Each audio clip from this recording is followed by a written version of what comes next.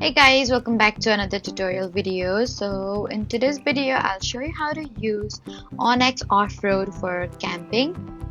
So if you're planning a camping trip and want to use onX Offroad to prepare, then just follow along. First, open the onX Offroad app and search the area where you plan to camp.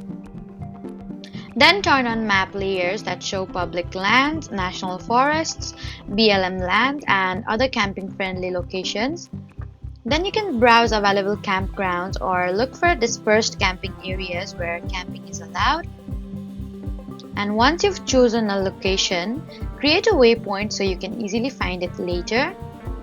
And if you will be traveling to remote areas, build a route to campsite and download the offline maps before leaving home.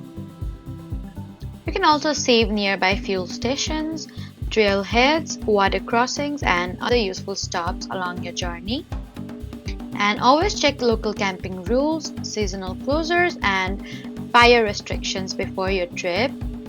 And with everything saved in advance, you'll have a much easier time navigating once you're off the grid.